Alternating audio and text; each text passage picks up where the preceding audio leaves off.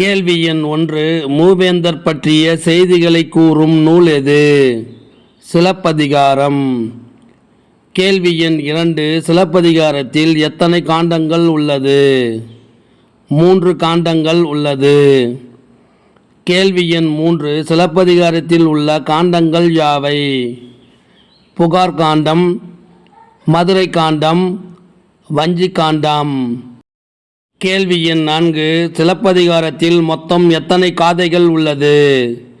30 காதைகள் உள்ளது. கேள்வி எண் 5. புகார் காண்டத்தில் எத்தனை காதைகள் உள்ளது?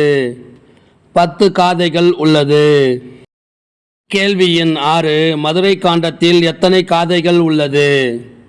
13 காதைகள் உள்ளது. கேள்வி எண் 7. வஞ்சி காண்டத்தில் எத்தனை காதைகள் உள்ளது? 7 காதைகள் உள்ளது. கேள்வி எண் 8. கோவலன் கண்ணகி கதையை கூறி அடிகள் நீயே அருளுக என்று இளங்கோவடிகளிடம் வேண்டிக் கொண்டவர் யார்? சீத்தலை சாத்தனார். கேள்வி எண் 9. நாட்டுதும் யாம் ஓர் பாட்டுடை செய்யுள் என்று கூறியவர் யார்? இளங்கோவடிகள். கேள்வி எண் 10. சிலப்பதிகாரத்தில் வரும் தமிழ் நடை யாது? உரைப்பாட்டு மடை. கேள்வி எண் 11. சிலப்பதிகாரத்தின் பெரும்பிரிவு எவ்வாறு அழைக்கப்படுகிறது? காண்டம். கேள்வி எண் 12. சிலப்பதிகாரத்தின் உட்பிரிவு எவ்வாறு அழைக்கப்படுகிறது? காதை. கேள்வி எண் 13. மருவூர் பாக்கும் ஊரின் காட்சி இடம்பெற்ற காதை எது? இந்திர விழா ஊரெடுத்த காதை. கேள்வி எண் 14. இந்திர விழா ஊரெடுத்த காதை இடம்பெற்ற காண்டம் எது? புகார் காண்டம். கேள்வி எண் 15. மருவூர் பாக்கம் அமைந்துள்ள நகரம் எது? புகார் நகரம். கேள்வி எண் 16. வண்ணமும் சுண்ணமும் தன்னொரு சாந்தமும் பூவும் புகையும் மேவிய விரைவும் என்ற வரியில் உள்ள சுண்ணம் எனும் சொல்லின் பொருள் யாது? நறுமணப்பொடி.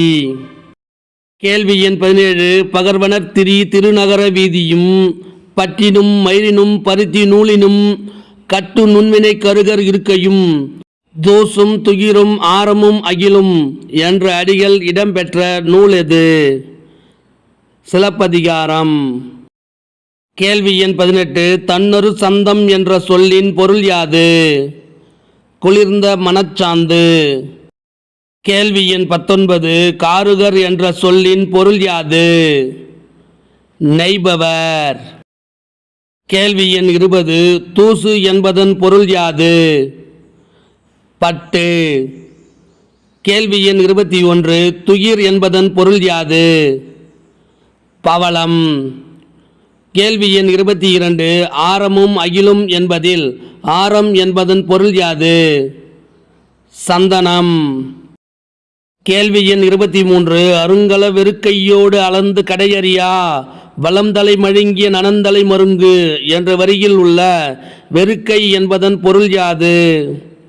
செல்வம். கேள்வி எண் 24. பல்வகை தெரிந்த பகுதி பண்டமோடு கூலம் குவித்த கூலவீதியும் என்ற பாடல் வரி இடம்பெற்ற காதை எது? இந்திர விழா ஊரெடுத்த காதை. கேள்வி எண் 25. காழியர் கூவியர் கல்நொடை ஆட்டியர் மீன்விலை பரதவர் வெள்ளுப்பு பகருனர் பாசவர் வாசவர் பல்நின விளைஞரோடு ஓசுனர் செறிந்த ஊன்மாலி இருக்கையும் என்ற வரிகள் இடம்பெற்ற காண்டம் எது? புகார் காண்டம். கேள்வி எண் 26. காழியர் என்பதன் பொருள் யாது? பிட்டு வணிகம் செய்பவர். கேள்வி எண் 27. கூவியர் என்பதன் பொருள் யாது? ஆப்பம் சுடுவோர். கேள்வி எண் 28. கல்நொடை ஆட்டியார் என்பதன் பொருள் யாது? கல் விற்கும் வளச்சியர். கேள்வி எண் 29. மீன்விலை பரதவர் என்பதன் பொருள் யாது? மீன் விற்கும் பரதவர். கேள்வி எண் 30. வெள்ளுப்பு பகருனர் என்பதன் பொருள் யாது? வெண்மையான உப்பு விற்கும் உமனர். கேள்வி எண் 31. பாசவர் என்பதன் பொருள் யாது? வெற்றிலை விற்பவர். கேள்வி எண் 32 வாசவர் என்பதன் பொருள் யாது? ஏலம் முதலான 5 நறுமணப் பொருட்கள் விற்பவர். கேள்வி எண் 33 ஓசுனர் என்பதன் பொருள் யாது? எண்ணெய் விற்பவர். கேள்வி எண் 34 பல்தின விளைஞர் என்பதன் பொருள் யாது? பலவகையான இறைச்சி விற்பவர். கேள்வி எண் 35 கஞ்சகக்காரரும் செம்பு செய்குனரும் மரம்கொள் தச்சரும் கருங்கை கொல்லரும் என்ற வரிகள் இடம்பெற்ற நூல் எது? சிலப்பதிகாரம். கேள்வி எண் 36 கஞ்சக்காரர் என்பதன் பொருள் யாது? வெங்கல பாத்திரம் செய்பவர். கேள்வி எண் 37 செம்பு செய்குனர் என்பதன் பொருள் யாது? செம்பு பாத்திரம் செய்பவர். கேள்வி எண் 38 மரம்கொள் தச்சரும் என்பதன் பொருள் யாது? மரத்தச்சர். கேள்வி எண் 39 கருங்கை கொல்லரும் என்பதன் பொருள் யாது? இரும்பு கொல்லர்.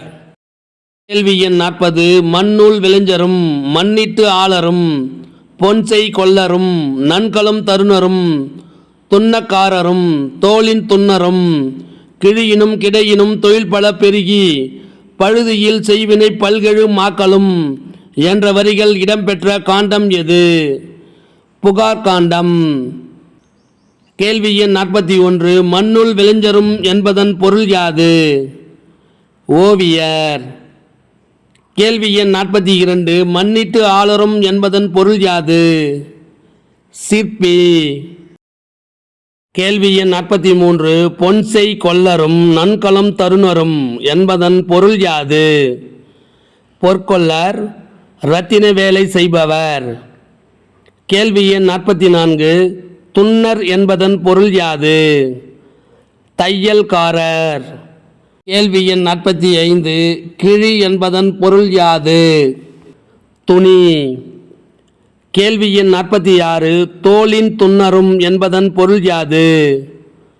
தோல் பொருள் தைப்பவர். கேள்வி எண் 47 குழலீனும் யாழீனும் குரல் முதல் ஏழும் வழுவின்றி இசைத்து வழித்திறன் காட்டும் அரும்பெருள் மரபின் பெரும்பான் இருக்கையும் என்ற பாடல் வரிகள் யாருடையது? இளங்கோவடிகள். கேள்வி எண் 48 குழலீனும் யாழீனும் குரல் முதல் ஏழும் வழுவின்றி இசைத்து என்ற இவ்வடிகளில் சுட்டும் குரல் முதலான 7 இசைகள் யாவை? குரல், துத்தம், கைக்கிளை, உழை, இலி, விலரி, தாரம். கேள்வி எண் 49 இசை எத்தனை வகைப்படும்? 7 வகைப்படும். கேள்வி எண் 50 7 வகை சுரங்கள் யாவை? சரிகம பதனி. கேள்வி எண் 51 சிறுங்குறும் கைவினை பிறவினையாளரோடு மறு இன்றி விளங்கும் மறுவூர் பாக்கமும் என்ற வரி இடம்பெற்ற நூல் எது? சிலப்பதிகாரம். கேள்வி எண் 52 நொடை என்பதன் பொருள் யாது? விலை. கேள்வி எண் 53 இளங்கோவடிகள் எந்த நாட்டைச் சேர்ந்தவர்? சேரநாடு. கேள்வி எண் 54 பெருங்குணத்து காதலால் என்று அழைக்கப்படுபவர் யார்? கண்ணகி. கேள்வி எண் 55 கூலம் குவித்த என்ற சொல்லில் கூலம் என்பதன் பொருள் யாது? தானியம். கேள்வி எண் 56 வண்ணமும் துண்ணமும் தன்னொரு சாந்தமும் என்ற அடிகளில் அமைந்த நயம் எது? எதுகை. கேள்வி எண் 57 நன்கலம் தருணர் என்று எவரை சிலப்பதிகாரம் சுட்டுகிறது? இரத்தினம் முதலான அணிகலன்கள் வேலை செய்பவர்கள். கேள்வி எண் 58 வண்ணமும் துண்ணமும் எனும் சொல்லுக்கு இலக்கண குறிப்பு தருக. எண்ணுமை. கேள்வி எண் 59 பயில் தொழில் என்னும் சொல்லுக்கு இலக்கண குறிப்பு தருக. வினைத்தொகை. கேள்வி எண் 60 பகர்வனர் திரி திரு நகர வீதியும் பற்றினும் மயிரினும் பருத்தி நூலினும் என்ற அடிகளில் அமைந்த நயம் எது? மோனை. கேள்வி எண் 61. காவிரி பூம்பட்டினத்தில் இருந்து கண்ணகியும் கோவலனும் திருவரங்கம் மற்றும் உறையூர் வழியாக எந்த இடத்தை அடைந்தனர்? கொடும்பனூர். கேள்வி எண் 62. தென்னவன் சிறுமலையின் வலப்பக்கம் வழியாக சென்றால் எந்த இடத்தை அடையலாம்? மதுரை. கேள்வி எண் 63. தென்னவன் சிறுமலையின் இடப்பக்கம் வழியாக சென்றால் திருமால் குன்றம் வழியாக எந்த இடத்திற்கு செல்லலாம்? மதுரை. கேள்வி எண் 64. தென்னவன் சிறுமலையின் வல மற்றும் இடப்பக்க வழிக்கு இடைப்பட்ட வழியில் சோலைகள் மிகுந்த ஊர்களும் காடுகளும் உள்ளன. அவ்வழியாக சென்றால் 3 வழிகளும் சந்திக்கும் மதுரை பெருவழியை அடைந்து எந்த இடத்திற்கு செல்லலாம்? மதுரை. கேள்வி எண் 65. திருமால் குன்றம் என்று அழைக்கப்படுவது எது? அழகர்மலை. கேள்வி எண் 66. கண்ணகி மற்றும் கோவலனை இடைப்பட்ட வழியில் மதுரைக்கு அழைத்து சென்றவர் யார்? கவுந்தியடிகள். கேள்வி எண் 67. மதுரையில் கணவனை இழந்த கண்ணகி மதுரையிலிருந்து வழுகையின் தென்கரை வழியாக நெடுவேல் குன்றம் சென்று எந்த இடத்தை அடைந்தார்? வேங்கை காணல். கேள்வி எண் 68. நெடுவேல் குன்றம் என்று அழைக்கப்படும் மலை எது? சுரளிமலை. கேள்வி எண் 69. சிந்தாமணியாம் சிலப்பதிகாரம் படைத்தான், கந்தா மணிமேகலை புனைந்தான், நந்தா வளையாபதி தருவான், வாசவனுக்கீந்தான் திளையாத குண்டலகேசிக்கும் என்ற பாடல் இடம்பெற்ற நூல் எது? திருத்தணிகை உலா. கேள்வி எண் 70. ஐம்பெரும் காப்பிய முறை வைப்பு பற்றி கூறும் நூல் எது? திருத்தணிகை உலா. கேள்வி எண் 71. மழங்கிய எனும் சொல்லுக்கு பகுபத உறுப்பிலக்கணம் தருக. மழங்கு கூட்டல் இன் கூட்டல் இழ் கூட்டல் ஆ. மழங்கு பகுதி, ஈ இறந்த கால இடைநிலை, இன் புணர்ந்து கெட்டது, ஈ உடன்படும் மெய், ஆ பெயரச்ச விகுதி. கேள்வி எண் 72. உரை என்பது என்ன? பேசும் மொழியின் ஓட்டம். இந்த வினாவிடை உங்களுக்கு பிடிச்சிருந்தா சின்னதாக ஒரு லைக் பண்ண மறக்காதீங்க. தேங்க்யூ.